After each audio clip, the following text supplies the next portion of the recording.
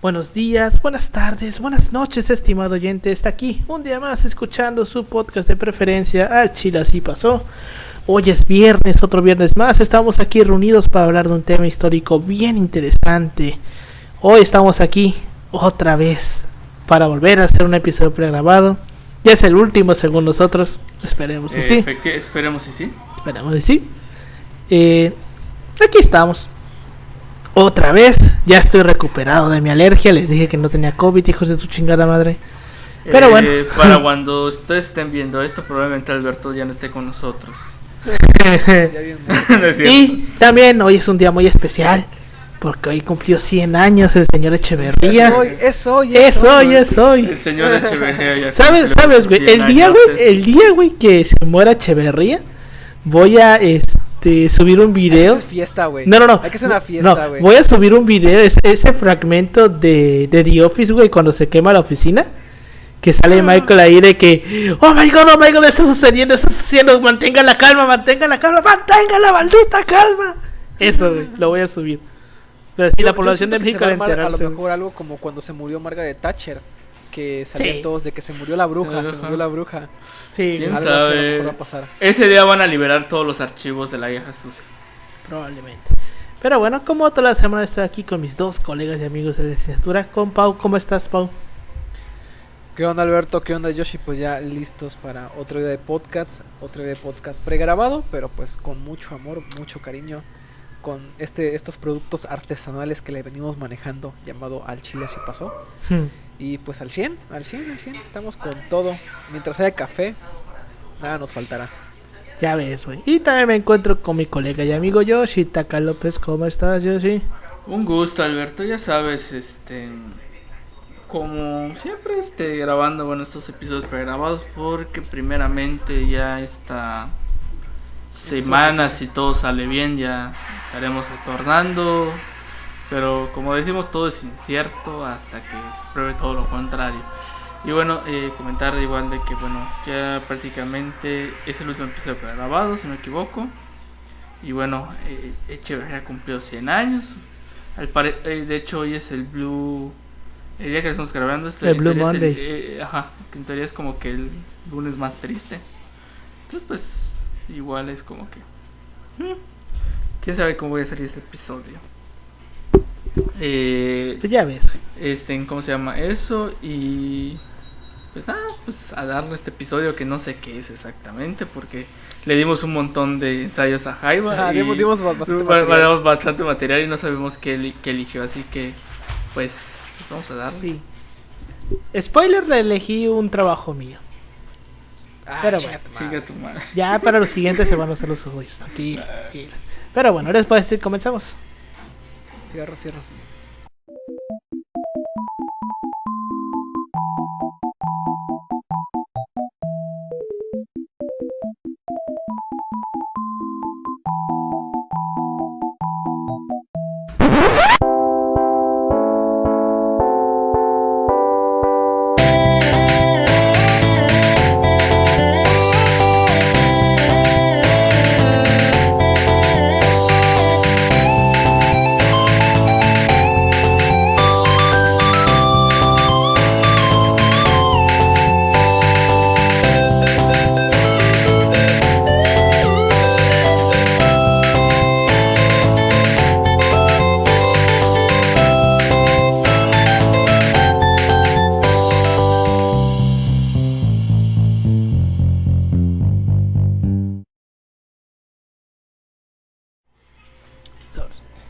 Bienvenidos a Al Chile Así Pasó, un podcast de historia mexicana y universal, donde su servidor, Alberto González, le va a contar a Ángel Polino Chan y a Yoshitaka López una historia chusca, bizarra, increíble o surreal acerca de algún personaje, proceso o hecho acontecido en la historia.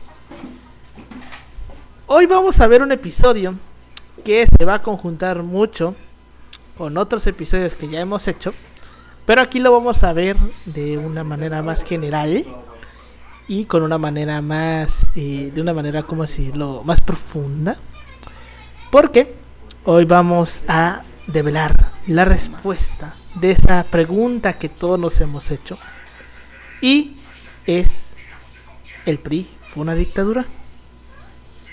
Y si es así, ¿qué tipo de dictadura fue? Ajá. Dicta blanda. Ok, interesting. ¿Cuándo podemos hablar de una dicta blanda? ¿Qué necesitamos saber para hablar de una dicta blanda? Entonces, para armar este bonito episodio, utilicé la primera parte de mi ponencia que voy a mandar, si la acabo, claro. Ajá, efectivamente. Y también agarré partes de un ensayo que realicé para una materia. Entonces, hoy vamos a responder esa pregunta. Una pregunta que muchos nos hemos hecho, güey. Porque es que está complicado, güey. Y ahorita lo vamos a ver, que es muy complejo. Muchos, es que para muchos es... No, o sí. es que es muy complejo, güey. Muy complejo encasillar en qué Al tipo PRI. de dictadura, güey. Exacto, es muy complejo encasillar el PRI porque el PRI tenía 1000 maneras, güey. 1000 formas. Sí, el PRI inició como la república y acabó como el imperio. Ajá, básicamente. Sí, por eso. Sí, güey. Pero bueno. Para poder comprender este pedo, primero tenemos que entender qué chingados es una dictadura. La RAI define la dictadura como un régimen político que mediante el uso de la fuerza o la violencia concentra todo el poder en una sola persona o en un grupo reducido de personas, las cuales reprimen los derechos humanos y las libertades individuales. El sistema político dictatorial ha estado presente desde que las sociedades humanas comenzaron a organizarse, solamente que antes se les llamaban tiranías. O bueno, es el nombre que le daban los romanos, tiranos. Que hoy en día sigue siendo, pues, es sinónimo de dictador, güey. Ajá, básicamente. Pero Recuerden esa que esa es la concepción actual. No, La concepción no. actual. El caso de dictadura, por ejemplo, o sea, hay que verlo desde esa perspectiva. Porque, por ejemplo, o sea, hay muchas definiciones que podemos encontrar. Y, por ejemplo, Ahorita vamos a ver algunas. Ajá, por ejemplo, la más asequible, o bueno, la más en teoría como que reconocida, o la que más se tiene, por general se parte, en el caso del concepto, es de Roma, que es la dictadura romana, que bueno, pero no es el tipo de dictadura que tú crees. O sea, en teoría la dictadura romana está hecha para que cuando el Senado se Tiene un estanque, sentido, tiene un propósito. tiene un propósito de cuando el Senado se estanque, se nombra un dictador perpetuo que en teoría resguarda el orden y la ley, así como nosotros, que es la definición de dictadura que nosotros ocupamos en mi gobierno, amado gobierno, y que soy como el gran hermano de todos, porque no permito libertad de expresión ni nada por el estilo que no esté bajo mis leyes, así como no permito antivacunas. Nuestro único antivacunas ya se va a ir a vacunar luego de tanto tiempo, porque si no le iba a Así mandar es. a un campo de concentración. Si estás viendo, Alan, espero que ya te hayas vacunado. Pues sí, ya para esta fecha que salga ya se debió haber vacunado. En efecto. Pues bueno, pues sí, entonces antes se les llamaba tiranías, y es que el poder es inherente para el ser humano, ya que éste siempre busca el poder para lograr sobrevivir a los diferentes peligros que enfrenta. Thomas Hobbes en su obra El Leviatán expone que todos los seres humanos contamos con facultades físicas y psicológicas iguales. Somos iguales física y psicológicamente, pero estas facultades son las que también nos hacen estar dispuestos a pelear entre nosotros en una guerra de todos contra todos que lleva a que cada persona, tenga derecho a hacer cualquier cosa con tal de preservar su vida. Hobbes describía que la vida era solitaria, pobre, asquerosa, bruta y corta. Ahora, tenemos que entender también que Hobbes era un pinche emo que vivió durante la época de la Guerra Civil Inglesa, y que pues eso afectó su manera de concebir al mundo y la humanidad, y es por eso que él ve esta concepción de que nosotros nos matamos los unos a los otros con tal de preservar nuestra posición de poder. Pero vemos que, o vamos a darnos cuenta, que esta idea que tiene Hobbes encaja muy cabrón con los dictadores que eliminan a sus adversarios. Porque según Hobbes, una persona estando en posesión de poder hace todo lo posible, o va a hacer todo lo que tenga a su alcance con tal de preservar su posición de poder, pero también su vida, porque al final de cuentas, lo más seguro es que la única manera en la que pueda perder su posición de poder sea también perdiendo la vida. Ok. Entonces, tiene sentido, está cabrón pensarlo, pero encaja muy bien. Ahora, Carl Smith propone dos tipos de dictadura. En primer lugar, la dictadura comisaria, la cual está basada en el modelo romano de la dictadura y está encaminada a defender el orden legal existente, es decir, romper la ley para salvarla. El segundo tipo de dictadura es la soberana. Este tipo de dictadura está fundamentada en la dictadura revolucionaria moderna, la cual, al contrario de la romana, busca crear un nuevo orden legal. Entonces, según este güey, una rompe la ley para mantenerla y la otra quiere crear nuevas leyes. Benito Juárez, por ejemplo, ¿hubiera entrado en algún tipo de figura como esta? Eventualmente entraría como la romana, porque si te das cuenta, o sea, es como que, bueno, gobernó sin de alguna otra forma Senado y ocupó facultades que realmente no eran como de su competencia. Pero se entiende el contexto, ¿no? O sea, un pero contexto se entiende... de guerra, pérdida de soberanía. Ajá, exacto. En efecto. Es que ese es el punto de que hay que ver cuando escuchamos al típico pendejito criticar a Juárez. Ay, sí. Que es... ¿viste? Tú publicaste el video que está esta bata con Paco Taibo y el vato le está diciendo es que tampoco hay que metificar y le dijo lo de McLean Ocampo, realmente. Que la morra le dijo, güey, yo tengo un libro de 700 páginas sobre el tratado McLean Ocampo, vas a venir a decirme a mí que Melchor Ocampo, güey, se hizo tremendamente pendejo en el McLean Ocampo, de verdad. Es que cada gente... ¿Quién se lo dijo? ¿Quién se lo estaba diciendo? Un vato del público se lo estaba diciendo a... ¿Cómo se llama, güey? Paula... No sé, no. Ay, güey. ¿No se llama Machuco? No. No, es una señora. ¿Cómo se llamaba, güey? No recuerdo. ¿Paula Veraño? ¿Albornoz? Creo que Albornoz. Sí. La No estimada recuerdo. Historiadora, ¿no? O sea, sí, era historiadora, güey. Sí, es la que trabaja McLean Ocampo, o sea, es un libro literalmente. Ahorita lo voy a buscar, aguanta, porque ya me metiste la duda. Pero... Patricia Galeana. Ok. Patricia Galeana. Pero bueno. Ahora, las ideas de Smith nos dan un cierto marco para poder comprender la fundamentación legal de una dictadura. Sin embargo, estas ideas no explican los casos de las dictaduras modernas, ya que no todas las dictaduras parten de la idea de defender la ley o de crear una nueva ley. Muchas dictaduras nacen de golpes de estado que no tienen ningún tipo de legalidad y otras no buscan establecer un nuevo orden legal o defender uno ya existente, sino que buscan perpetuar una situación de crisis para permanecer bajo un orden dictatorial. El sociólogo político Andrew Arato, tiré mi bote de agua, en el año 2000 publicó un artículo en la revista Social Research en el que parte de las ideas de Smith y redefine los tipos de dictadura que éste propone, ya que considera que los tipos de dictadura propuestas por Smith no logran abarcar todos los tipos de dictaduras que en realidad existen. Arato resume los tipos de dictadura en 4.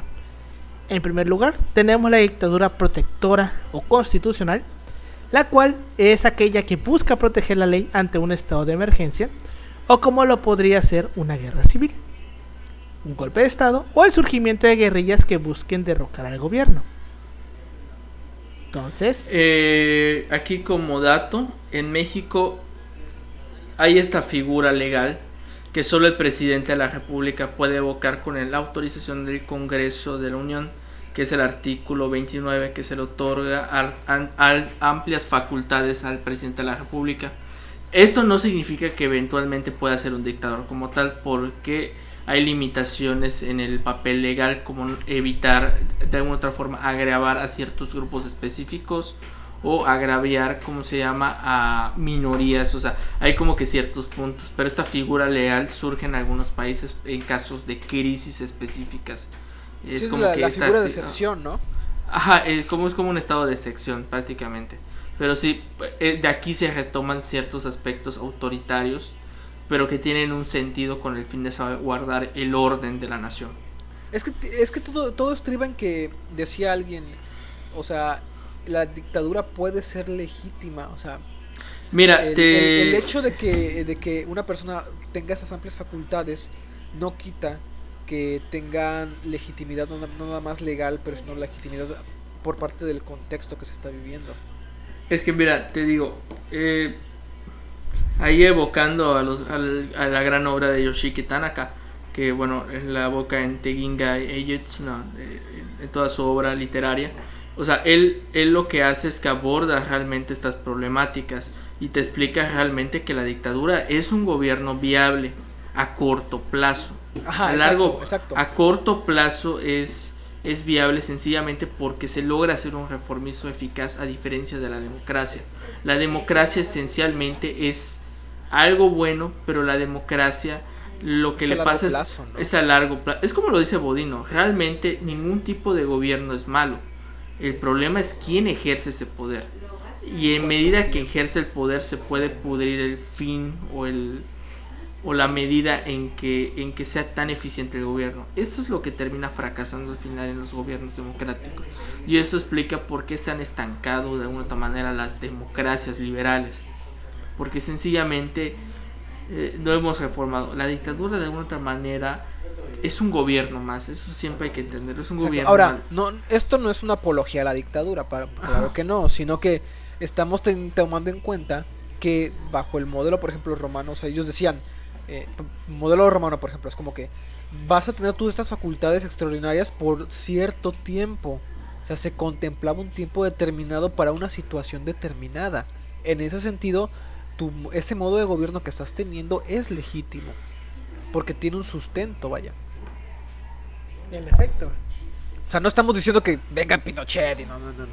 Va a venir Pinochet y nos va a destruir a todos. No necesariamente. O sea. Viene Pinocho. Con una carta del Juan Pablo I, ¿no? Pero bueno. En segundo lugar. Sin comentarios. En segundo lugar, Sin Arato comentarios. propone las dictaduras protectoras extralegales o ilegales, las cuales son aquellas que buscan proteger el orden social existente para protegerlo, de amenazas externas. En efectos prácticos, son las dictaduras oligárquicas que buscan mantener los privilegios de una cierta clase social. Un claro ejemplo de este tipo de dictaduras son las nacidas de un golpe de estado para hacer frente a gobiernos de corte comunista, como puede ser el caso de Chile, la cual fue una dictadura que se armó para detener el comunismo y proteger los intereses de la clase económica chilena. O sea, básicamente es eso. O sea, aquí no estamos hablando de leyes, sino de clases sociales. Justifica un medio. Por ejemplo, el caso de Chile es como que interesante, porque realmente se justifica bajo un estatuto legal. En teoría un estatuto legal que realmente no había como tal. O sea que aquí por documentación lo más importante es ver los bandos militares, que bueno, ellos se justifican que la institución del ejército está tomando temporalmente el poder, porque la valió verga Pinochet el poder, y bueno, esencialmente hace una constitución que bueno, al final termina legitimando todo, pero con la justificación de que es por un bien mayor. Hay que cuestionarnos cuál es ese bien mayor. Una frase que como que evoca es literalmente ¿por qué dejamos que tipos malos lleguen al poder? Y una buena respuesta sería porque las personas quieren una vida sencilla. ¿Cuál es esa vida sencilla? Quieren una vida tranquila, güey. Una vida tranquila. Esencialmente eso termina pasando en estos tipos de gobierno. Sí. Demasiado, güey. Pero es que ahí es una tranquilidad artificial, ¿sabes? Es como el caso de Yucatán, güey, que es muy interesante y luego lo podremos ver por la noticia que salió de igual la falsa paz, el mito de la paz en Yucatán. El mito de la paz, sí. Pues sí, güey. Ahora, el tercer tipo son las revoluciones legales, Este tipo de dictadura es transitoria, ya que es una dictadura cuyo fin es el establecimiento de la democracia. Primero se establece un gobierno dictatorial que ponga orden, paz y reconstruya el Estado de Derecho en la nación, para luego pasar a un nuevo gobierno de carácter democrático que esté cimentado en el orden que la dictadura dejó a su paso. El más claro ejemplo de este tipo de dictadura es la dictadura de Franco en España, quien luego de triunfar en la Guerra Civil Española, estableció una dictadura que reorganizó todo el Estado español para después de su muerte ceder de manera pacífica y ordenada a un nuevo líder que restableció la democracia. Y restableció básicamente pues el orden legal antiguo, güey, que era el orden del rey. Que eso es básicamente ese tipo de dictadura. Y la cuarta es la dictadura revolucionaria, que son las dictaduras nacidas de revoluciones, por lo que se les considera ilegales, pero que cuyo objetivo es regresar de manera progresiva hacia la legitimidad democrática. En este tipo de dictaduras, según Arato, se pueden considerar la Revolución Cubana y a los populismos clásicos de América Latina. Que estos populismos clásicos de América Latina son bien interesantes, porque entre ellos se incluye a Cárdenas, güey. Mira, qué extraño. Se considera que Cárdenas era un populista, un clásico. Es que mira, que hasta cierto punto realmente habrá que definir, exactamente qué es esta idea de populismo. Clásico. Realmente populista. O sea, hay que ver el concepto desde una forma histórica. O sea, por lo general el concepto actual que se tiene realmente no lo podemos ver en este tipo de estudios de caso realmente. A pesar de que sea... O sea, hay que ver un contexto. Cárdenas en el sentido estricto es un radicalista, no es un populista. Es un radicalismo lo que él ejerce. Radicalismo en el sentido de lo que termina pasando del Estado interventor en la cuestión económica. Lo que termina de alguna manera coincidiendo, no digo que esto sea igual de lo que pasa en la Alemania nazi. La Alemania nazi de alguna otra forma, si bien es fascista, tiene estos rasgos de un radicalismo. Mira, así como empiezan a surgir. Hay algo muy interesante, y es que hay una paradoja muy interesante entre lo que cierta clase social considera populista y lo que dice el populismo como tal. O sea, y que de hecho los ayuda a ellos como clase social. Porque hay, por ejemplo, Paoli, que es Francisco Paoli, mencionaba que el populismo como tal parte de un estado que crea corporaciones o semicorporaciones que buscan la alianza de clases, güey. O sea, de clases sociales, que haya una convivencia entre todas, ¿no? Como sea que se dé esa simbiosis, pero que se dé. Y el corporativismo ayuda a que pues las de abajo puedan avanzar un poquito, ¿no? Totalmente contrario a lo que se conoce como un estado popular. Porque ya ves que hay muchos partidos que se llaman popular, ¿no? Tienen el popular en el nombre. Popular en el sentido de las masas. Popular es totalmente un gobierno.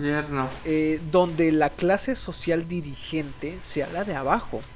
O sea, si nos ponemos serios, güey, o sea, cuando la gente dice, es que son populistas, o sea, no tienen ni puta idea de la paradoja que hay allá. Es que el asunto es que se ha dejado una sección muy simple de qué es ser un populista. En la práctica, si lo vemos de perspectiva, casi todos los gobiernos son populistas.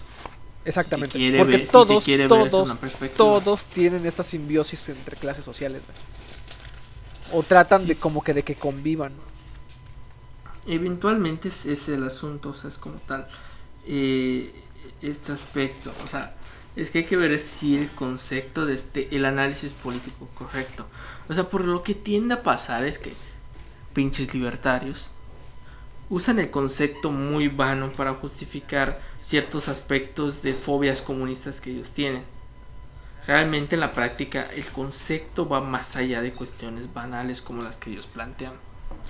O sea, el concepto deberíamos verlo desde una perspectiva muy amplia. O sea, es que realmente hablar de un populismo, pero pues populismo no es realmente. O sea, habría que ver esas definiciones.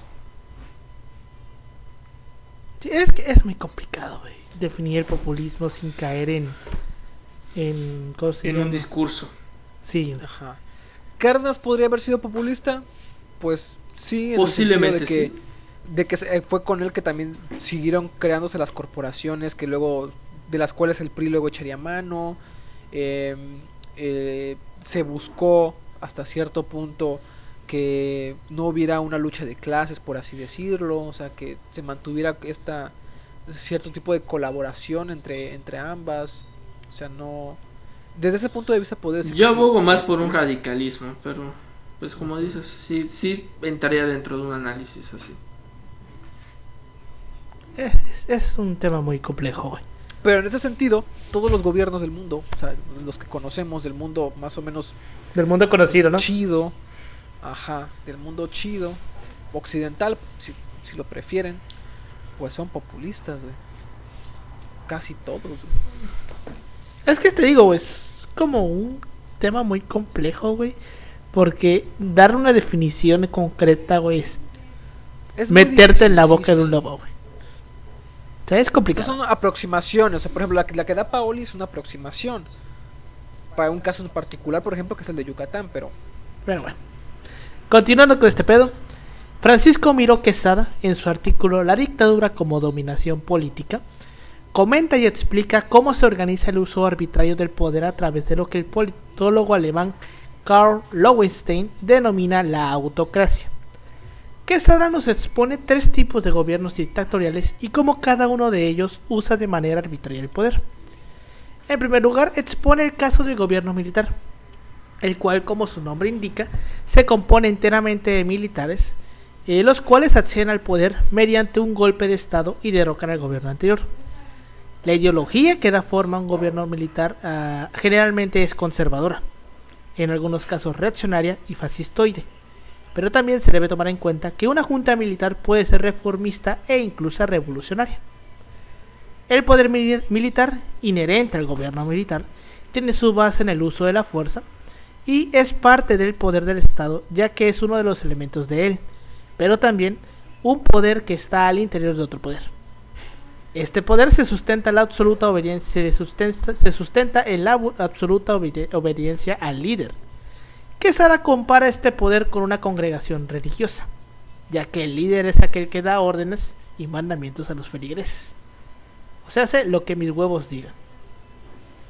Así en pocas palabras.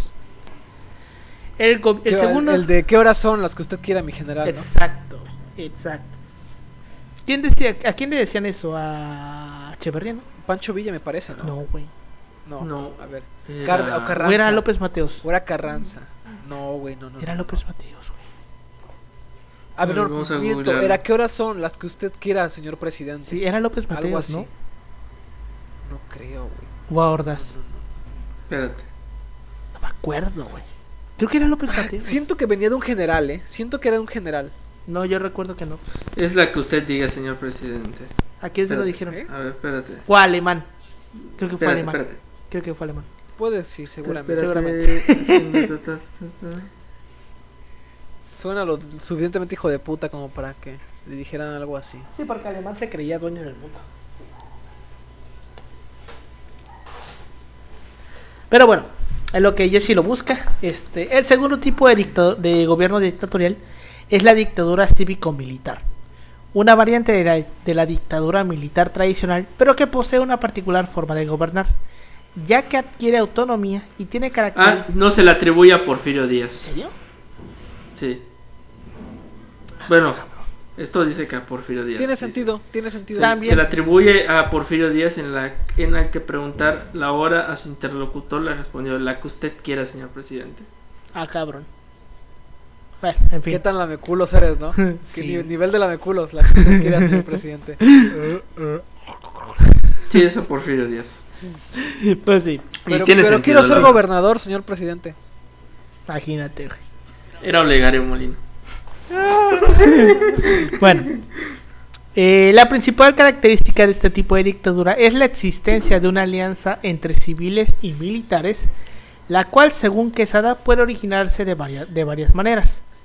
En primer lugar, Está cañón, ¿no? Que imagínese ese tipo de alianza. imagínate, ahorita vas a ver, cuando un gobierno militar, llegado mediante un golpe de estado, incorpora civiles a diferentes secretarías o cargos de Estado.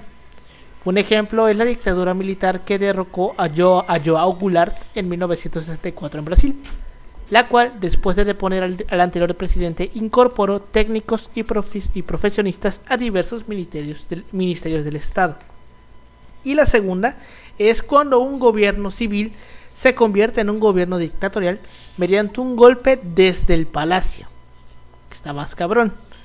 En términos prácticos, pues lo de aguanta, podría ser quizás el caso aguanta, deja termino. En términos prácticos, un golpe desde el palacio se refiere a cuando un gobernante, el cual fue elegido de manera democrática, traiciona al pueblo e instaura una dictadura, modificando la constitución para hacer válida la reelección o usando medios legales para mantenerse en el poder. Un ejemplo puede ser el de Porfirio Díaz, pero también más actual puede... No entra, porque Porfirio sí lo hizo por golpe de Estado. O sea, entró con su plan de... Ajá. Pero el primer periodo, ¿no? Pero el primer periodo lo hizo así. Luego ya en el segundo ya lo aplicó. Un ejemplo es el de Alberto Fujimori en Perú, el cual llegó bajo la vía democrática y una vez en el poder convocó a un congreso constituyente que redactó una nueva constitución que dio legalidad a la reelección inmediata. Y que esto también pasó en Haití con Duvalier. Nada más que Duvalier se la mamó más porque Duvalier dijo ser hijo de Dios y que él, con magia negra haitiana, mandó a matar a John F. Kennedy. Esto lo dijo, lo dijo Duvalier, según él. Con estos muñecos vudú. Mira, yo de la magia vudú, yo la neta no me metería, güey. Yo ahí sí. Yo tampoco me metería. Yo tampoco, güey. Grandísimo respeto a todo lo que son esas madres, güey. Un grandísimo respeto. Mira, este podcast no este podcast es friendly, es santero friendly, vudú friendly y este podcast brujo friendly, la neta. Ajá, o sea, no tenemos ninguna cosa ahí. Por favor, no. Son nuestros amigos. Son nuestros amigos. Por favor, si en algún momento cometemos algún error, déjenos en los comentarios y no nos manden muñecos vudú, por favor.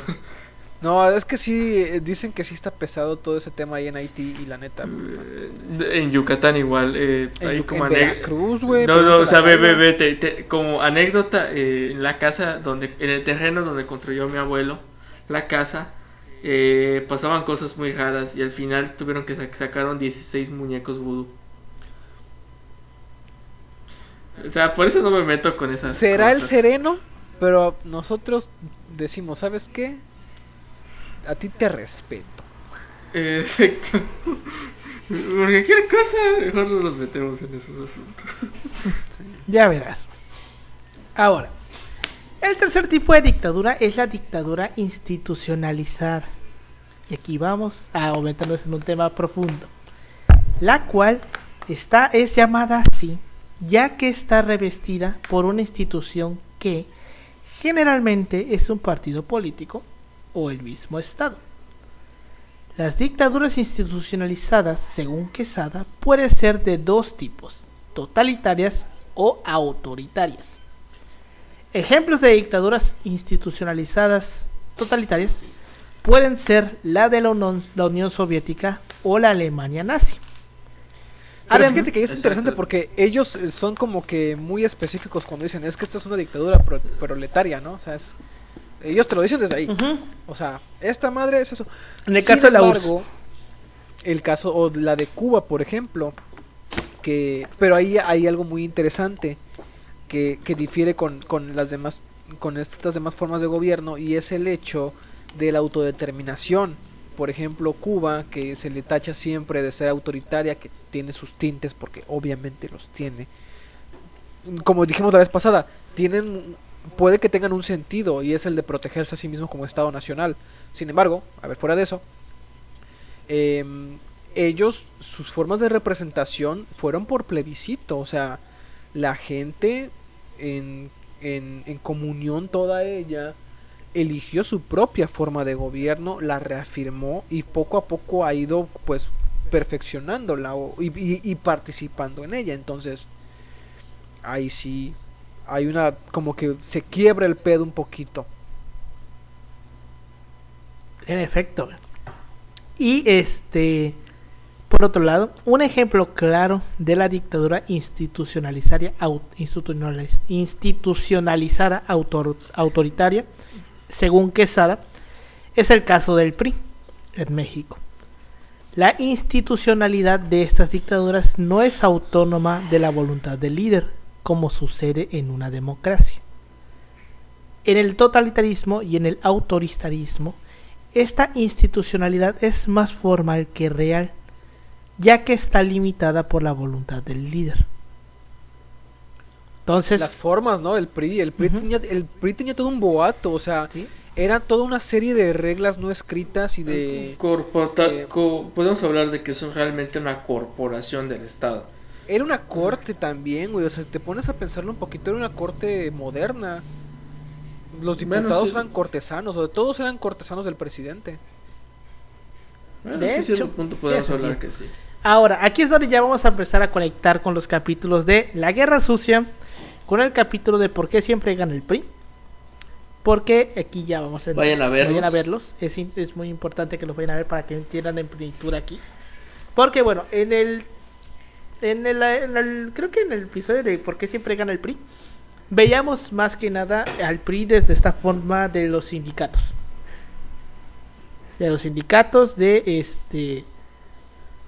Cómo los sindicatos eran la columna vertebral del PRI. Entonces ahorita... se volvió un paraguas, ¿no? O sea, enorme para todos los movimientos. Era la base, güey. La base del partido eran los sindicatos. Entonces, también tenemos que verlo desde el punto del sistema de partidos. Porque el sistema de partidos en México era raro. Y sospechosamente favorable al PRI. El sistema de partidos en México desde la fundación del PNR en 1929 estuvo monopolizado por la cual fue creada por voluntad del poder con el fin de institucionalizar la competencia política surgida del triunfo de la revolución. Porque ya lo vimos en su momento, el PRI surge con la idea de vamos a meter aquí a todos los güeyes, a todas las ideas surgidas de la revolución en un mismo partido para que no nos estemos matando los unos a los otros. Esa era la idea del PRI. Entre 1929 y 1946 el partido oficial no tuvo contendientes en ningún nivel de gobierno, ya fuese nacional, estatal y municipal. Aunque el PAN ya existía desde 1939, nunca representó una seria oposición. Solo hacía relleno para poder decir que las elecciones eran democráticas, ya que participaban libremente varios candidatos de diferentes partidos, aunque en la práctica no tenían nada que hacer, güey. O sea, esos güeyes nada más estaban ahí de relleno, güey, no hacían nada.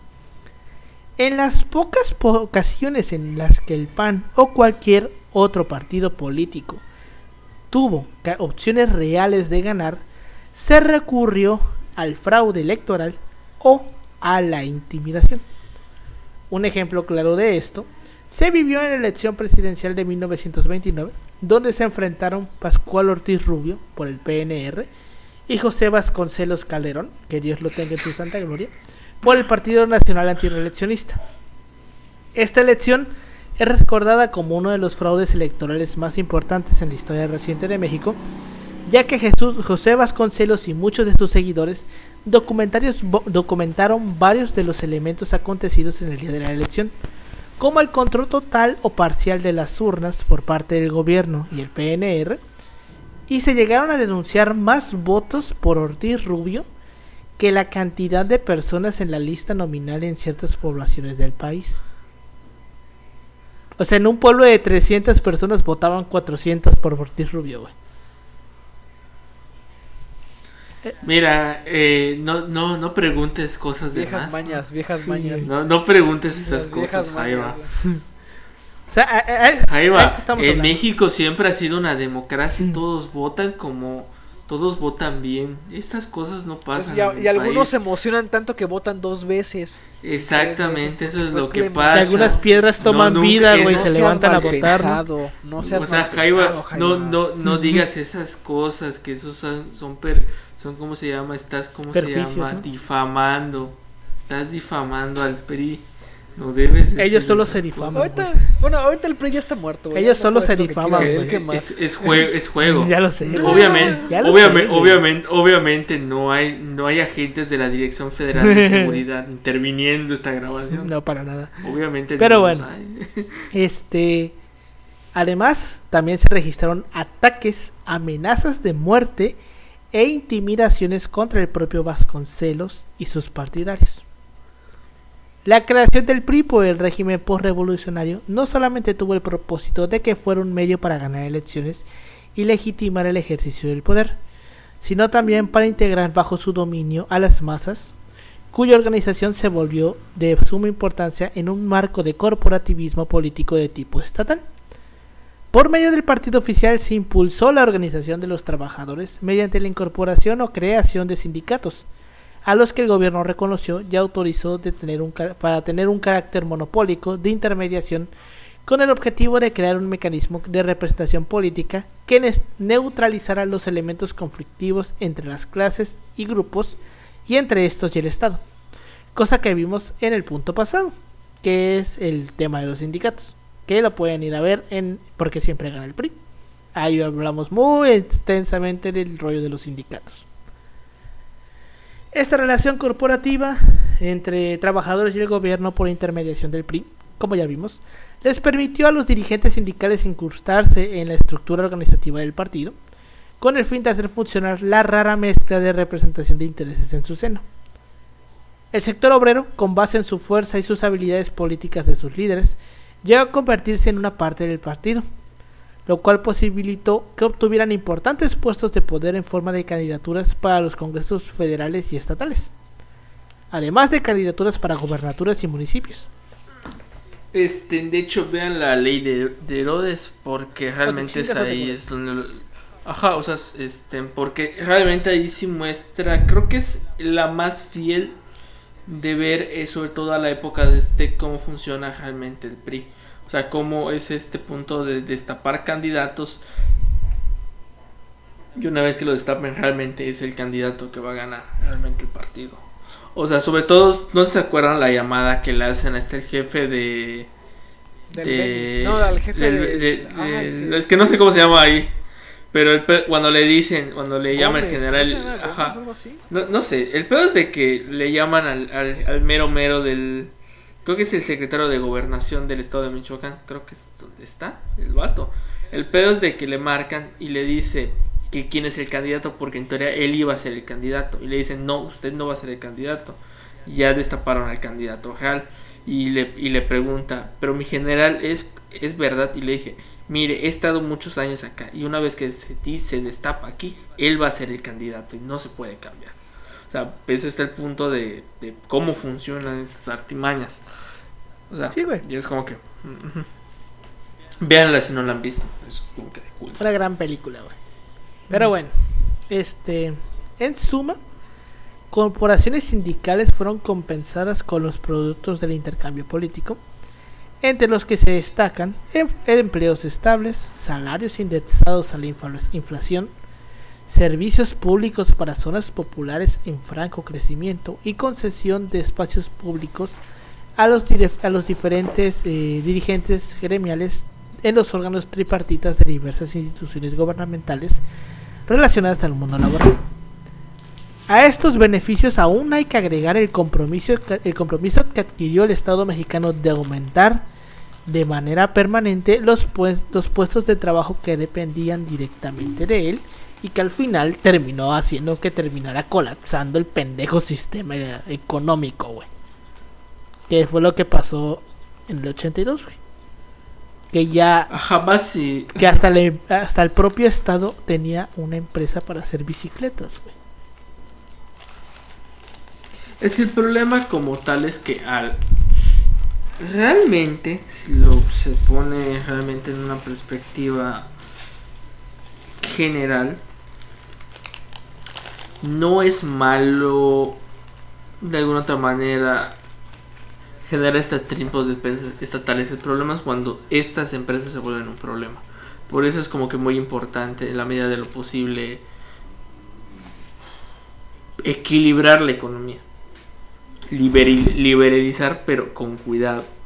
O sea, por eso es como que bueno, o sea, hay ciertos aspectos que sí son como que importantes ahí, sobre todo el aspecto de corrupción que hay en las empresas, sencillamente porque los que están en las empresas son personas que realmente van de paso y no generan, digamos, una cultura dentro de la eficiencia.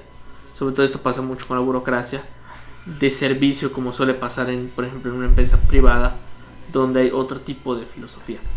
Esos son los problemas que como que estancan demasiado a las entidades, a las empresas estatales. Es como que el pedo. Sí, güey. Fue un pedo que se terminó cocinando y que se fue haciendo más grande al punto en el que explotó, güey. Era una pinche burbuja esa madre. Ahora, también debemos comprender el sistema electoral. El sistema electoral que tenía México antes era un pedo muy cabrón. De hecho, creo que cuando fueron los del ICRO, que es el INE, el Instituto Electoral de los institutos de Quintana Roo, estatales, ajá.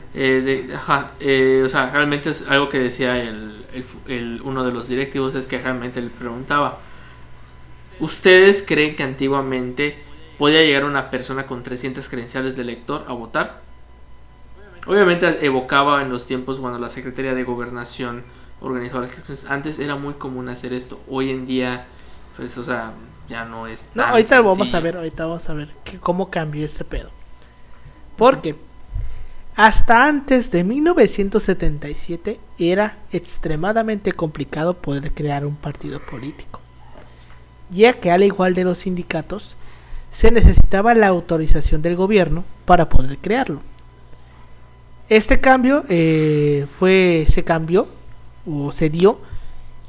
hizo este cambio, se cambió esta política en el 76, ya lo vimos en el episodio de López Portillo, cuando López Portillo es el único candidato que se presenta a la elección del 76, porque el PAN, muy al estilo del PAN, tienen peleas internas, no presentan candidatos. ¿Crees que pase este 2024? No. ¿Quién sabe? No creo. Bueno, no creo. Mira, Güey, desaparecerían. Sí, güey. De plano. Desaparecerían. Pero bueno. No Entonces, en el 76 se da este hecho sin precedentes donde solamente López Portillo se presenta. El PAN no presenta por conflictos internos, muy al estilo del PAN.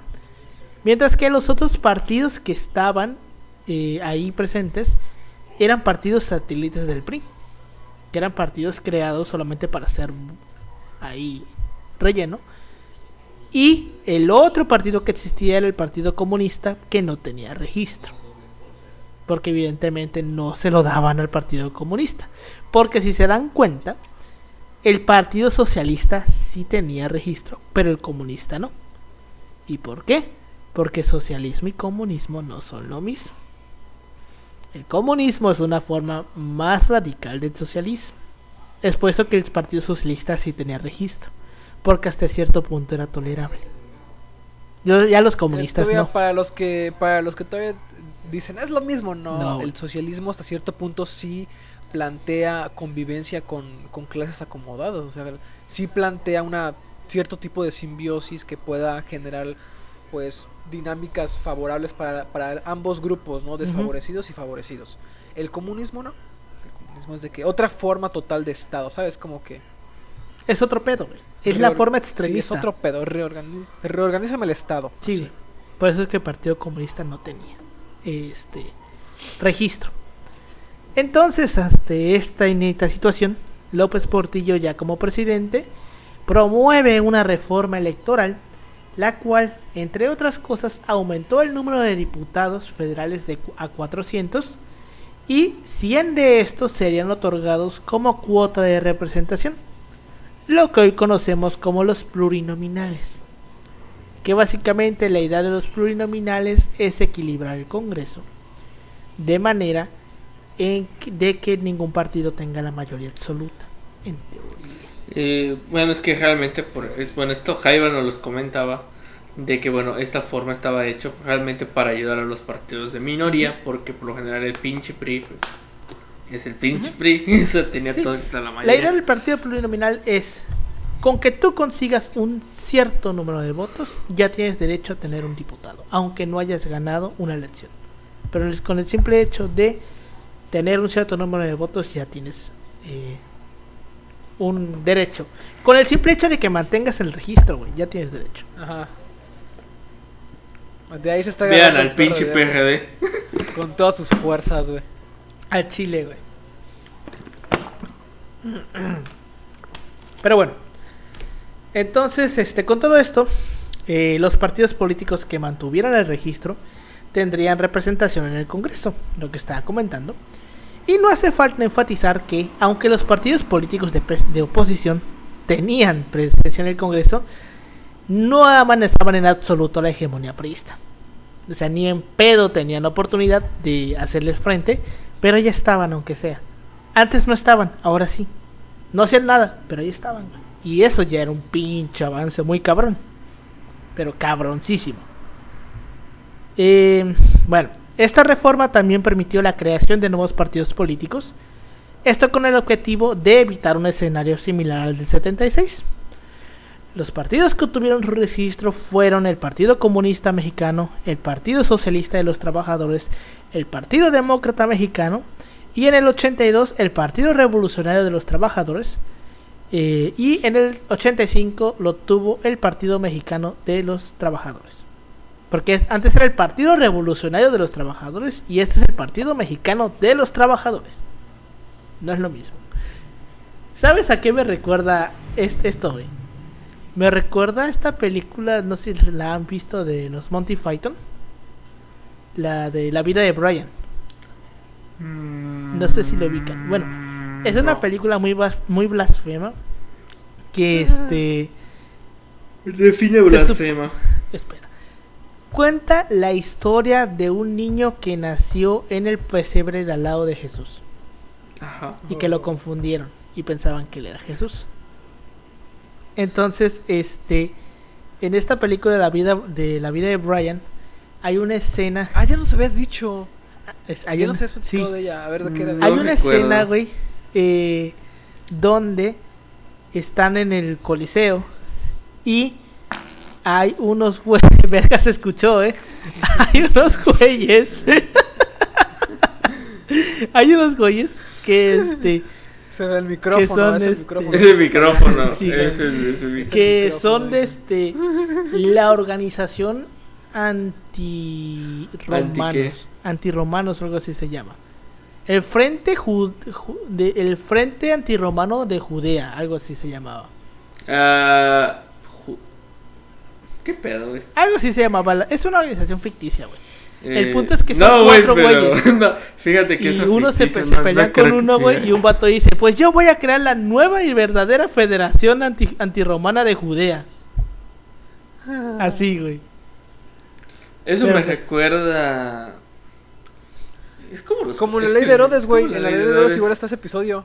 Cuando le dicen al general que ya no va a ser candidato, dice, me lleva la chingada. Vamos a crear el partido verdadero de la revolución. Dice. Ajá, sí, dice la. El partido auténtico de la Revolución Mexicana, güey. Pero bueno. ¿Dónde nos quedamos? Ah, ok. Ajá. Ya la vi. La siguiente reforma política se dio hasta el año de 1986 bajo la presidencia de Miguel de la Madrid. Esta reforma aumentó el número de diputados a 500, dejando en 100 el número de diputados plurinominales, además de que ante las reiteradas quejas de carácter electoral por parte de los partidos políticos en todos los procesos electorales, se decidió crear una comisión que se encargase de revisar estas reclamaciones minuciosamente una a una. Bajo el papel, esta comisión sería un gran acierto. No obstante, al ver su composición, notamos la evidente sobrerepresentación oficial para que fuera favorecido el PRI. La Comisión Federal Electoral constaba de 6 miembros con un voto cada uno. Los miembros eran el secretario de Gobernación, el representante del partido con la mayoría de la Cámara de Senadores, un representante del partido con la mayoría de la Cámara de Senadores, de Diputados, y los 3 representantes de las 3 mayores fuerzas políticas del país, un voto por cada una, las cuales serían el PRI, el PAN y un tercer partido que realmente no importara cuál fuese. Entonces, como podemos observar, el PRI tenía 4 votos, el del secretario de Gobernación, el de la Cámara de Senadores, el de la Cámara de Diputados y el del partido. Entonces siempre tenían 4 votos de 6. Entonces realmente la comisión solamente funcionaba a favor del PRI. Era realmente... Hay que ser muy, ¿cómo se llama? Ingenuos para pensar que funcionaba. Exacto, o sea, siempre tenían la mayor. Y, irónicamente, la primera elección importante donde la Comisión Federal Electoral tuvo que intervenir fue en la elección presidencial del 88. Donde de forma sospechosa el sistema se cayó. Se cayó del verbo, no del verbo caerse, de que se cayó la computadora, sino del verbo que se cayó el sistema. Entonces, esta fue la primera. Icónica la frase de Ceballos. Sí, güey. Tiene un hijo de puta, pero tiene una chingo de labia, güey. Sí. Entonces esta fue la primera elección en la que participó la Comisión Electoral, la Comisión Federal Electoral, y ya sabemos qué pasó. La CFE, porque así se abreviaba, CFE, resolvió que no hubo absolutamente nada extraño en la elección presidencial y desestimó las acusaciones de fraude. No hay fraude en México. No hay fraude en Basingse. Ahora, ante todo este desmadre, el propio Salinas de Gortari tuvo que realizar otra reforma electoral, la cual limitó la discrecionalidad del Estado en el manejo y calificación de las elecciones. Lo más significativo de esta reforma fue la creación del Instituto Federal Electoral, cuya misión sería hacer más creíble y dar validez a las contiendas electorales. El IFE en un inicio pertenecía a la Secretaría de Gobernación, por lo que estrictamente hablando, el gobierno seguía organizando las elecciones, solamente que ahora lo hacía bajo el nombre del Instituto Federal Electoral. También, con la creación del IFE, se dio por primera vez espacio a los ciudadanos para ser observadores electorales. Ahora los ciudadanos podían observar de primera mano el desarrollo de la elección en las casillas. Sin embargo, no tenían poder alguno para rechazar o tomar decisiones dentro del proceso. Solo podían observarlo. O sea, decían, tú puedes estar aquí para que veas que no haya nada malo, güey. Pero si ves algo malo, no puedes hacer nada en contra de él. Pero tú estás aquí, güey, lo puedes ver. Ya es un avance. Esa era la idea de la reforma. Y la última gran reforma electoral la hizo Zedillo en el 96, por todo el pedo que hubo en el 94. Y esta fue la... Es ridículo, güey, pensar que esta reforma se dio apenas en el 96, güey. Porque la primera elección presidencial donde se usaron credenciales con fotografía, güey, fue la del 94. O sea, tuvimos que pasar casi 200 años para que a alguien se le ocurriera hacer una identificación, güey, con fotografía que sirviera para votar. Casi 200 años nos tardó. Están chiquitos. Bueno, si nos ponemos a tomar en cuenta, no podríamos decir que en época de Benito Juárez debería haber existido la fotografía. 100 años, dejémoslo. O sea, o desde que inició la segunda mitad del siglo XX. Pon tú desde que llegó el PNR. 65 años se tardaron. La segunda mitad del siglo XX, por día. Se tardaron 65 años en razonar que a lo mejor lo más normal sería, o lo más lógico sería hacer una credencial con fotografía. Ahí va. Para asegurarte que no estuviera votando otra persona. O sea, no valía la pena invertir tanto, porque de todas maneras ya sabíamos quién iba a ganar. Por eso, o sea, hubo algún pendejo que lo dijo en la junta y lo tiraron por la ventana. Por eso pasó, porque sencillamente no era viable. No, y es que aparte, antes, güey, la cosa que se usaba para votar era una tarjetita de cartón. Eso era lo que tú presentabas para votar, que traía tu nombre y tus datos. Eso era todo. No traía nada más. Hasta los muertos votaban. Exacto, y eso se prestaba que hasta los muertos votaran. Obviamente no existía esa tinta del pulgar. Entonces tú ibas a una casilla, votabas con un papelito de esos, te ibas a otra, cambiabas y volvías a votar, güey. Estaba cabrón. Y justamente la reforma del 96 trajo este pedo de que los partidos políticos ahora se dividían el presupuesto más equitativamente. Antes se daba por la cantidad de votos. Era proporcional a la cantidad de votos. Entonces, obviamente, el PRI siempre tenía más dinero que todos los otros partidos. Como en Ahora muchas elecciones. Con la reforma del 96 se dividió en 30-70. El 30% del presupuesto de partidos se dividía de manera equitativa y el 70% dependiendo de la proporción de votos. Que seguía favoreciendo al PRI, sí. Pero ya no tanto. Pero eso, si antes, por ejemplo, el PAN recibía 5 millones de pesos, con la reforma del 96 el PAN empezó a recibir 50, 55, que era una putísima diferencia abismal a lo que recibía antes. Y con eso el PAN empezó a fortalecerse, y el PRD también. Y todos los partidos que existían, güey. La reforma 96 también trajo que estúpidamente los medios de comunicación debían cobrar lo mismo a todos los partidos. Porque antes eso no pasaba, güey. Antes las televisoras le cobraban más al PAN y al PRD, güey, por hacer sus anuncios que al PRI. O sea, así de cabrones eran. Estuvo este rollo de que ahora todos los candidatos debían tener el mismo tiempo de exposición en medios de comunicación. Porque antes evidentemente te decían, ah, sí, güey, al PAN le decían, ah, sí, güey, pasamos tu spot, pero lo pasamos a las 4 de la mañana. ¿Quién verga va a ver el spot a las 4 de la mañana, güey? Ese era el tipo de sistema electoral en el que vivíamos antes del 96, güey. Entonces tú te pones a pensar, realmente tuvimos que esperar hasta 1996 para tener un sistema electoral medianamente justo. ¿Neta? Y fíjate que luego hay gente que dice, no, hay un maestro, güey. Ay, Dios santo. Lo tengo en Twitter. Dice, es que el mejor presidente que ha tenido México, dice, ha sido Zedillo, el número 1, porque él permitió el paso a la democracia y elecciones libres. A ver, bájala de huevos, cabrón. Ajá. Bájale y de dice, huevos. y en segundo lugar, Felipe Calderón Hinojosa. Así, así, güey, te lo O sea, el pinche usurpador, el güey. primero te lo puedo pasar, tal vez no al 100. No tanto, güey, no. No, aguanta, ahorita voy a dar no, mi punto. Tal vez no al 100, pero el segundo no, chinga tu madre. Porque realmente, güey, si hubiera sido por Zedillo, güey, la reforma del 96 no pasa, güey. O sea, hubiera sido otro cabrón, esa madre no pasa, güey. O hubiera sido otro cabrón, güey, el 2000 no gana el PAN, güey.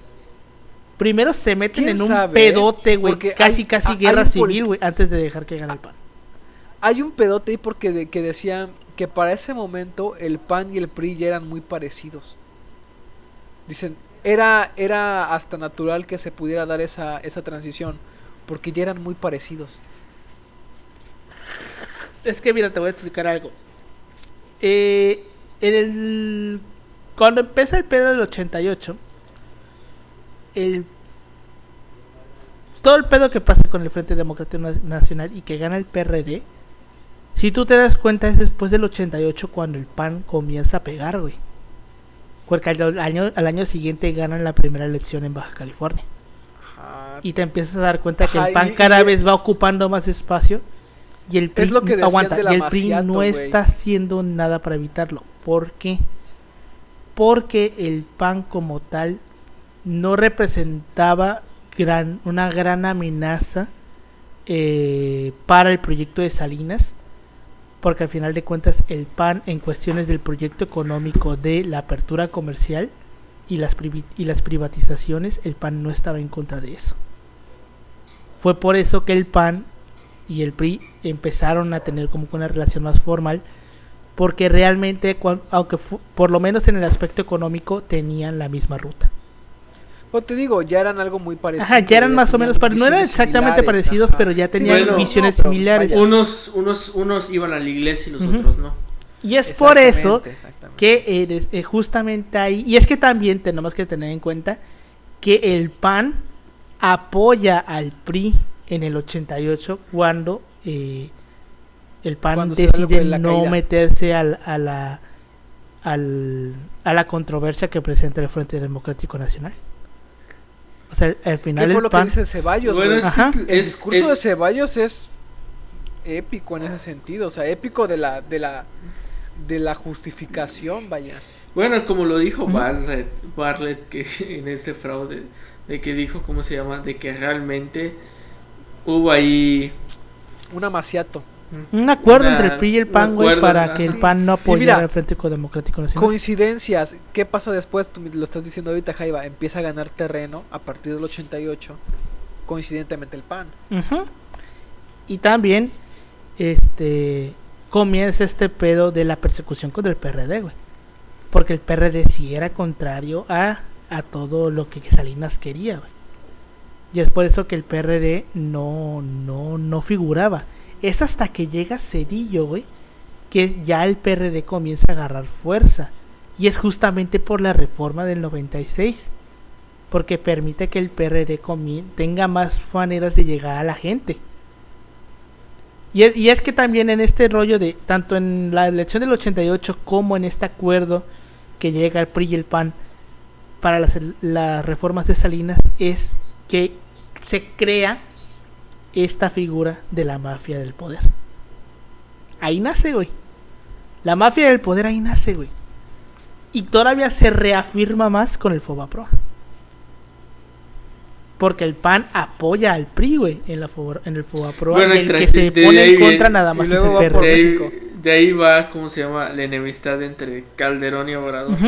De ahí nace, güey, de que el PAN originalmente estaba con el PRD, pero cuando el PAN se da cuenta de que muchos de sus miembros están siendo beneficiados por el Fobaproa, se retracta, güey, y termina apoyando al PRI. Porque ahí sí ya el PAN tuvo que apoyar al PRI, güey, porque el PRI ya no tenía la mayoría en el Congreso. Ahí ya hubo participación del PAN para que se pudiera pasar. ¿Será que algo le pasa algo al PAN parecido con esta reforma eléctrica? ¿Quién sabe? Güey, ¿te imaginas que los traicionen? Imagínate. Pero bueno. Yo siento que ahorita el que está como que en la indecisión es el PRI, sí, no tanto el PAN. Güey, es que literalmente de esto depende su futuro. Lo cual sería un karma muy interesante en la historia del PAN, o sea, se le regresaría esa piedrita, güey. Sí, güey. Del Fobaproa. Karma, bitch. Entonces, no vamos a hablar de represión porque eso ya lo vimos en la Guerra Justa, en la Guerra Sucia. Ahí tienen 2 episodios para ver este pedo de la represión. Entonces, ya contando el pedo de la represión, el pedo de los sindicatos, el pedo del sistema político y el pedo del sistema electoral, nos queda esta pregunta. ¿Realmente es una dictadura? Y si es así, ¿qué tipo de dictadura? Muchas personas, incluida una maestra, a la cual yo siempre contradije en este pedo, decían que el PRI era una dictadura democrática. En mi opinión, no podemos ni siquiera mencionar el término dictadura democrática, güey, porque son antónimos. Son antónimos, no se puede juntar en una sola oración. Es como decir, se congeló con el fuego. O sea, es totalmente contrario. Dictadura y democracia no pueden ir juntas en una sola oración. Ahora, entonces, ¿qué es? Puede ser una dictadura representativa. Puede ser, yo la verdad, yo lo llamaría dicta blanda. Puede ser una dicta blanda, puede ser una dictadura institucionalizada como la que mencionaba aquí Quirós. Puede ser, como mencionaba Paulino en su momento, una democracia parchada. Ese es el término al cual yo llegaría, que más que una dictadura es una democracia parchada. Es una democracia, yo como que lo hago con esta analogía de cuando el agua sale sucia en la manguera, güey, que si tú le pones un calcetín, toda la suciedad se queda en el calcetín. Básicamente yo lo veo así, de que la democracia es la suciedad y el agua es la democracia, o el PRI, básicamente, si lo podemos ver así, de que el calcetín es la Constitución. Ok. Entonces la Constitución está ahí, pero tiene parches que evitan o que hacen que solamente el PRI pueda pasar y que lo demás se quede en el calcetín. Esa es la definición que yo le daría a una democracia parchada. Los parches son estas cositas del PRI. O sea, como tal, porque el parche está ahí porque está evitando que pase la sociedad, pero no evita que pase el agua. O sea, creo que sí que capta mi analogía, ¿no? Sí, más o menos. Así lo veo yo, güey.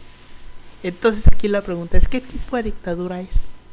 Porque no es una dictadura militar. Tampoco es una dictadura militar, institucional, ¿no? Bueno, sí, lo podemos ver como un aspecto institucional autoritario. Ajá, o sea, usando los términos de estos autores que mencionaba, de este autor en específico, puede ser a lo mejor una dictadura institucional porque pues está, vaya, amparada por una constitución, por leyes, por formas de representatividad, pero pues no deja de ser una figura que se mantiene y que cuenta con los mecanismos para mantenerse. O sea, no hay nada en el sistema que le impida perder el poder. O sea, el status quo lo tiene a su favor. Entonces, porque es que si lo vemos en cierto punto, podríamos considerar el PRI como una dictadura protectora, por lo menos en tiempos de la guerra sucia, porque está tratando de proteger la ley ante el surgimiento de las guerrillas. Pero ya era una dictadura desde antes, ¿no? Pero o sea, podríamos decir que este periodo es el de una dictadura legal. Porque, o sea, por lo menos, mi idea es que en este periodo, entre el 58 y el 78, que es la guerra sucia, hablamos de una dictadura. Entre los demás periodos, hablamos de una democracia parchada. Porque también debemos entender que una dictadura no solamente es cuánto tiempo estés, sino que hay otros factores como la represión, sí, como el control de los medios, como muchos otros factores. Y es justamente en este periodo de la guerra sucia donde está todo junto para considerarse una dictadura. Porque tienes niveles de represión muy altos, güey, niveles de censura muy altos, niveles de control de los medios muy altos, güey. Llegamos al punto del espionaje, de la tortura, de los secuestros, del terrorismo de Estado, dirían en Argentina, güey, durante la Guerra Sucia.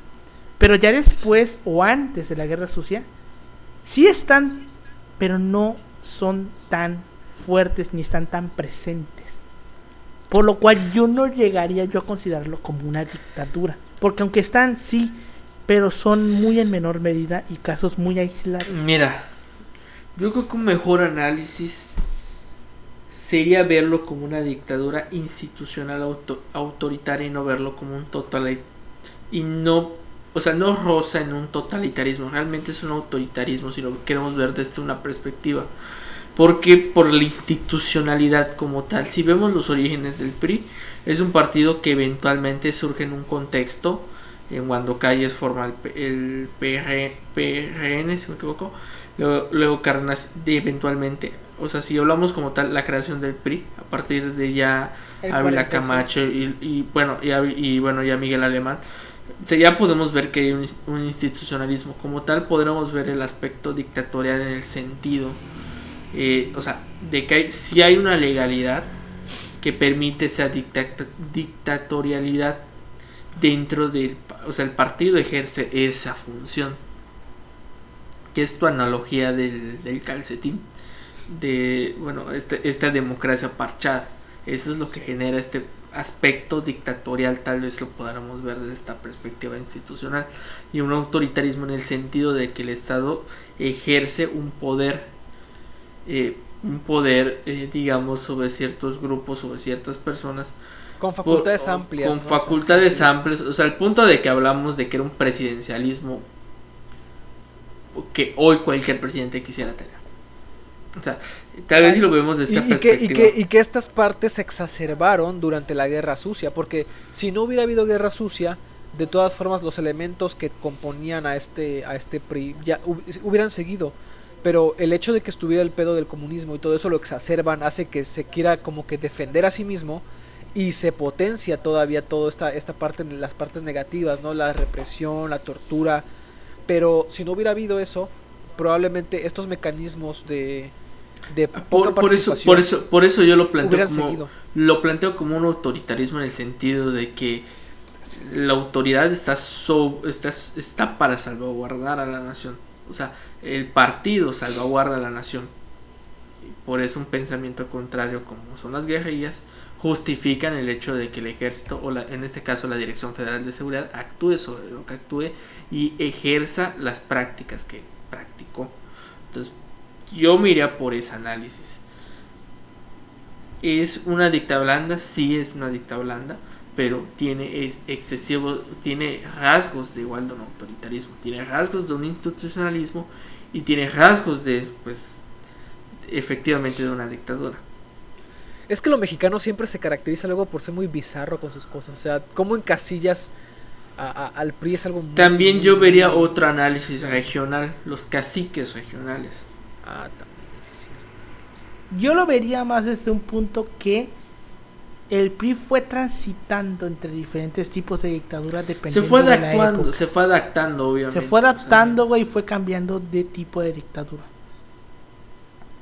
Porque al principio podríamos decir que era una dictadura comunista o muy de izquierda. Socialista. Porque recordemos que el PRI en sus inicios le tiraba mucho el socialismo. Porque este pedo que hoy tenemos de tener seguro social, de tener educación gratuita, de tener sindicatos, de tener este tipo de cosas, son socialismo puro y duro que muchos países no tienen. Muchos países no tienen salud pública, no tienen seguridad social, no tienen sindicatos. Vean Estados Unidos. O sea, realmente al principio el pedo que hay, el día en el que en Estados Unidos hay un pedo masivo así de un problema serio, grueso, económico, de salud, pero cabrón, ay Dios, creo que ahí sí se va a romper muy feo, se va a romper muy feo Estados Unidos. O sea, es lo que... Porque una persona te va a aguantar muchas cosas, güey. Te va a aguantar muchas cosas, pero cosas con la salud, ahí sí creo que no tanto, no te las aguantan tanto. Pues es que es un pedo muy, muy denso el que tiene Estados Unidos, güey. O sea, por ejemplo, países como Chile. Chile no hay sindicatos, Chile no hay seguridad social, no hay educación gratuita, no hay ni siquiera, no hay nada de esto, todo lo compras. O todos son servicios. Bueno, ahorita con la nueva constitución, quién sabe qué onda. Bueno, porque recordemos, la vieja constitución chilena te daba el derecho a elegir entre los servicios privados que tú quisieras. Ese era tu derecho, elegir entre los servicios privados. No tenías derecho a la educación, a la salud. Tenías derecho a elegir es muy quién diferente. te daba la salud. Pero, ¿quién te daba el servicio? Sí, quién te daba el servicio de la salud. Entonces, es cabrón, güey, porque al principio podríamos decir que es una dictadura socialista. Luego transita en una dictadura, como dice Yoshi, institucionalizada. Luego pasa a este rollo de una dictadura protectora de lo legal. Termina recayendo en una dictadura en este sistema que yo digo de democracia parchada. O sea, transita, güey. Yo al menos lo voy viendo así, como que transita dependiendo de la época, güey, dependiendo del contexto que se vive entre un tipo u otro. Pero al final de cuentas ahí está, solamente va cambiando la fórmula. Y la época donde hablamos de la dictadura pura y dura es la Guerra Sucia. Eso es una dictadura, güey, y quien te diga que no, que te lo demuestre con argumentos, güey. ¿Cómo chingados puedes decir que la Guerra Sucia, el periodo de la Guerra Sucia no es una dictadura? O sea, no hay manera de decir que no. Recuerden, eso sí es una dictadura, no sus mamadas de ahora. Ujú. Pero bueno, comentarios que tengas, Pau, de este pedo, de este tema en general. Que te digo, como todo lo que es mexicano, o sea, es muy bizarro, o sea, es muy difícil darle una sola mirada, ¿no? O sea, son temas bastante complejos para que requiere un análisis más allá de la generalización que luego escuchas a los vatos, ¿no? Es como de que no, era legal, no sé qué, era un partido normal, chingada. Porque todavía hay banda que existe, es como esos seres medio extraños, mitológicos, que abundan luego. Hay gente que cree que el PRI no era una dictadura, porque pues cumplía con la ley y todo eso, pero pues no, o sea, y a pesar de todo eso, a pesar de que es difícil encasillarlo y que es complejo y que hay que analizarlo bien y que hay que ponerlo en su contexto también, pues eso no quita que esta falta de, pues, ¿cómo se llama?, de participación efectiva quizás sí fue algo que de lo que careció el PRI por muchos años y que finalmente se rompería, ¿no? Como que lo que estábamos comentando, que empezó siendo un paraguas muy grande que aglutinaba abajo de sí a muchos movimientos, a muchas corporaciones, muchas instituciones, y que de pronto pues dejó de ser un paraguas eficiente, se quebró, y ante la disyuntiva de, bueno, continuemos lo que somos o cambiemos otra cosa, pues decidieron, pues a la chingada, vamos a montarnos en nuestro caballo y pues sigamos como estamos. Y ahorita, pues los efectos son los que tenemos ahorita, ¿no? El PRI ya prácticamente perdió toda territorialidad. No ganó ni una sola elección, güey, de las gobernaturas el año pasado. Ganó el 2017 se dice que fue fraude contra el Estado de Delfina México. Gómez. En el Estado de México. Bueno, que el Estado de México de por sí siempre ha sido el bastión del PRI. Es el bastión. Y en el próximo año se viene chingón porque hay elección del Estado de México. Sí. Ay, güey, este año tenemos elecciones nosotros. Y este año también, o sea, porque son 4 bueno, estados. Sí, va a perder Oaxaca, güey, va a perder Oaxaca y Hidalgo. El punto es que cuando tú tienes este tipo de comportamientos como partido, ¿no? O sea, y los mantienes a lo largo del tiempo y no redireccionas y no cambias, o sea, al PRI finalmente le va a pasar lo que les decía yo, ¿no? Como a lo que le pasa a Gorbachev y a la Unión Soviética. Cuando deciden dar el giro para cambiar de rumbo y cambiar de, pues ya es muy tarde. O sea, ya es demasiado tarde. Ya ¿cuántos años, cuánta gente, cuántos muertos, no hay una imagen positiva del partido. Y aparte hay una crisis económica. Perdiste tu imagen positiva. A lo mejor sí la tuvo, ¿eh? Yo siento que mantuvo cierta imagen positiva porque regresó Peña Nieto. Pero o sea, regresas en un contexto en el que ya te es imposible mantener las prácticas que tenías porque ya no hay condiciones. Ya el hecho de que te metieran en la era digital, en la era de los teléfonos, te quiebra todo ese sistema. O sea, todo lo que tú pudiste haber tenido en los 60s, en los 50s, en los 80s, 70s, de carácter represivo, de carácter dictatorial, de carácter autoritario, lo pierdes absolutamente con el rollo de la era digital. Ya te lo hace imposible, güey. Y si ya había una imagen que progresivamente te mostraba de manera negativa, ahora peor todavía. Y esto es algo muy interesante porque yo llegué a mostrarles, ¿se acuerdan? Para una ponencia, el estado en el que estaba el PRI para el 2000 y para el 2012, que tenía una territorialidad inmensa. O sea, no parecía que hubiera perdido en el 2000, en el 2006, porque tenía mucho territorio ganado con diputaciones, con gubernaturas. Y ahorita lo ves y no es ni la sombra, o sea, no es ni la sombra. Nada, güey, ya no es nada. Ya no hace frente. Pero bueno, comentario que tengas tú, Yoshi. Decir que, bueno, este periodo, realmente si lo queremos ver en perspectiva, este análisis dictatorial, si se quiere decir así, hay que verlo con una cuestión muy amplia en el concepto como tal. Realmente nunca le vamos a poder encajar un concepto definitivo. Eventualmente cada temporalidad, cada coyuntura obliga a redefinir la manera de dictadura que está operando como tal el partido. Hay rasgos que son, si bien de alguna otra forma, característicos como este aspecto institucional, este aspecto autoritario, este aspecto legal de alguna otra manera, en el sentido legal de que, bueno, hay una justificación de por qué hacen esto, como lo vemos en el caso de las elecciones, de que, bueno, hubo fraude, pues hay una instancia que de alguna otra manera determina eso, pero en la práctica ese organismo está controlado por el Estado. Entonces, hay una serie de prácticas que eventualmente detonan en un hecho como lo es el año crucial del 94 que nuestro querido Alberto trabaja, un año tan complejo que redefine una nueva generación política, una nueva generación de valores.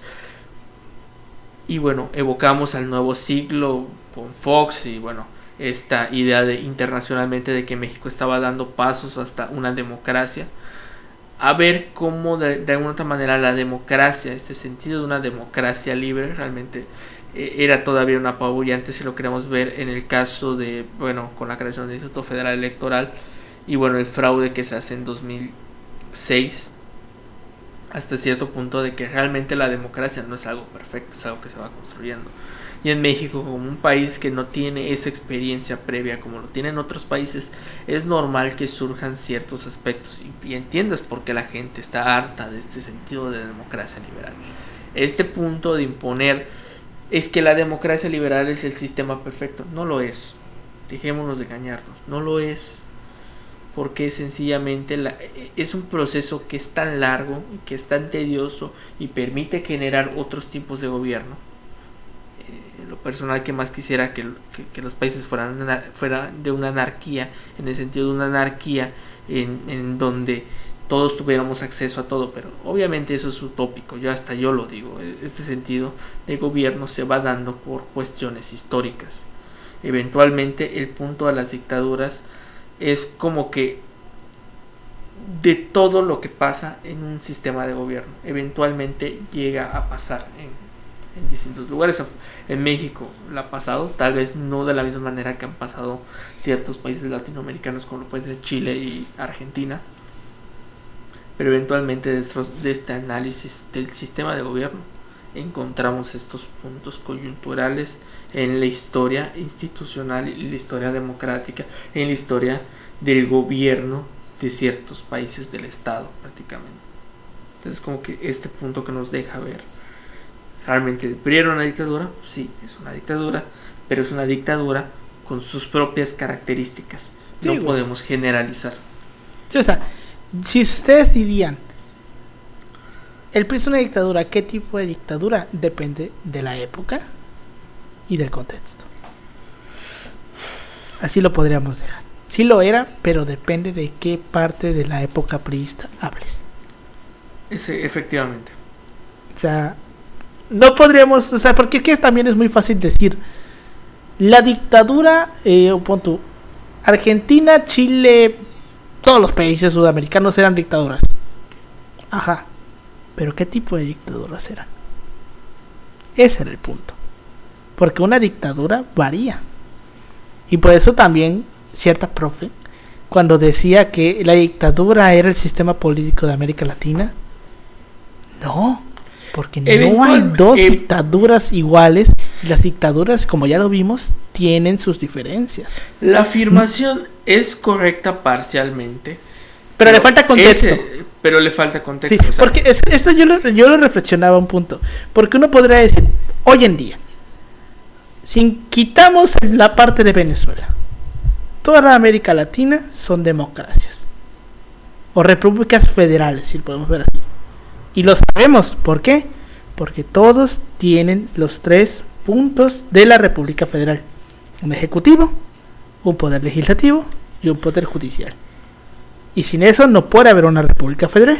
¿Estamos en lo correcto? Sí, ¿no? Y hasta Cuba, por ejemplo, tiene esos tres poderes. Entonces, podríamos decir que todos...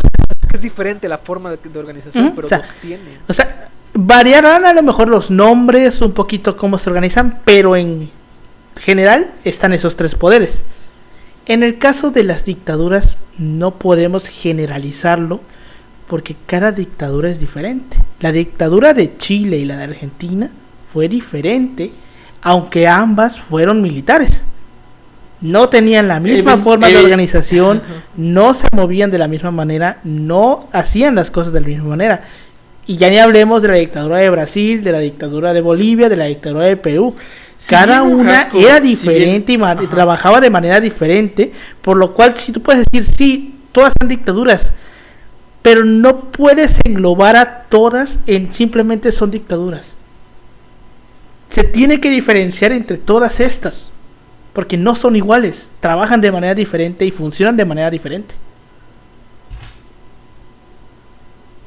Es muy cabrón este tema, o sea, ya no estamos explayando mucho, nos ponemos filosóficos. Sí, porque luego tienes que sustraerlo al caso, a los casos latinoamericanos, que son un universo cada uno. Efectivamente, al final son casos de estudio que hay que hacer y bueno. De hecho, yo para un trabajo de América contemporánea recuerdo que yo traté ese tema de cómo eran los sistemas de gobierno y el punto era saber, por ejemplo, si a la revolución cubana o al gobierno salido de Cuba se le podía llamar como tal una dictadura en todo sentido. Y el problema ahí también era que muchas de las cosas, y en general, eso pasa en general con los gobiernos latinoamericanos, para explicarnos de realidades usamos términos europeos que se asemejan a realidades europeas de unos siglos bastante concretos, de aquellos donde se formaron esos conceptos y que volvieron a usar a autores a lo mejor ilustrados o liberales, pero no reflejan una realidad latinoamericana como tal. Entonces, para tú hablar de dictadura, para empezar usas el término europeo, para empezar. Entonces, sesgas esta parte de lo que pasa en América Latina y cómo tiene sus propias dinámicas, muy diferentes a las de Europa. Uh-huh. Y por lo tanto muy alejadas del concepto que tú puedas llegar a tener de lo que es o no una dictadura o un gobierno autoritario o ¿cómo se llama? Totalitario, porque pues de una u otra forma son conceptos que se generaron allá, pero entonces es muy complicado, o sea, el punto es que es muy complicado darle una definición a lo que tenemos nosotros, porque no se nos han dado herramientas hasta ahorita, hasta hace poco, para definir nuestras propias formas de relacionarnos gubernativamente. Entonces, sí, es muy cabrón, güey. Podríamos pasar la vida entera investigando ese tema. El punto historiográfico ahí es que eventualmente hay historiografía que usa ciertos términos efectivamente, bueno, podremos manejarlo desde el aspecto de historia del concepto dictadura, desde la parte de la perspectiva de la historia conceptual, como plantea y para ver qué tan complicado es esto, luego ponte, o sea, un ejemplo, o sea, un pequeño ejemplo, ¿no? ¿Qué nombre le damos a los sistemas de gobierno mesoamericanos, güey?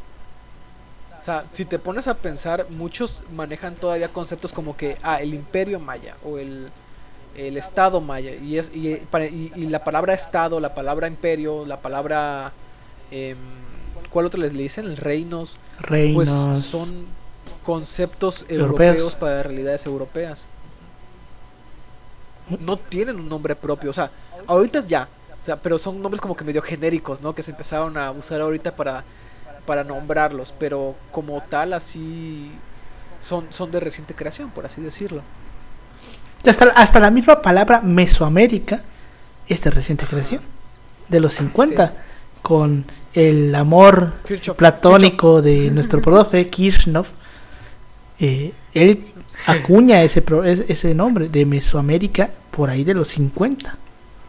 Como lo digo eventualmente, esto solo se puede abordar desde un aspecto de la historia conceptual. Y por ejemplo, la historia conceptual, eso es lo que permite ver la evolución del concepto. Si bien es un concepto europeo, al fin y al cabo es un método de análisis. ¿Cuál es la idea de usar ese método de análisis? Adaptarlo a una realidad latinoamericana, una realidad mexicana, una realidad chilena, para generar nueva historiografía e ir profundizando más en estos temas que no son tan simples como lo digo. el tema de las dictaduras realmente lleva toda una vida y hablamos de que no todos los archivos están abiertos, entonces hablamos de que es un tema para tú que quieres y que es difícil de tratar porque imagínate, o sea, cuando nosotros una cosa es que cuando nosotros empecemos a tener eventualmente cabello blanco y empezamos a estar más arrugados en este podcast, podremos hablar de una nueva interpretación realmente, porque vamos a tener archivos más abiertos, más historiografía generada, nuevos textos, archivos desclasificados de cierto gobierno que está encima de nosotros. Todo eso eventualmente genera una nueva parte epistemológica, y sin hablar de herramientas epistemológicas que surgen con la crisis de la historia. Entonces es un aspecto muy amplio, o sea, epistemológicamente muy amplio. Y esto solo se puede trabajar desde la teoría de la historia, que eventualmente la teoría de la historia la tenemos muy abandonada, pero eso es otro tema que voy a tocar en algún momento. Eso se cuece aparte. Entonces, Eso es, conclusión podemos decir, América Latina se cuece aparte. efectivamente. Así lo podemos dejar. Todo proceso hay que verlo cuidadosamente. Así es. Pero bueno, con esto llegamos al final de este episodio. Muchas gracias por habernos escuchado. Nos pueden encontrar como @sipasopodcast en Facebook, Instagram y en Twitter. A mí me pueden encontrar como @Emanuel56 en Instagram y en Twitter. A ti, Pau. a mí me pueden encontrar como Ángel Paulino Chan en Facebook y en Instagram y Twitter como Pau-3cc. A ti, Yoshi. Me pueden encontrar en Instagram como yoshi.2807. Pues bueno, ya se la saben. Muchas gracias por habernos escuchado y nos vemos la siguiente semana. Hasta luego. Hasta luego.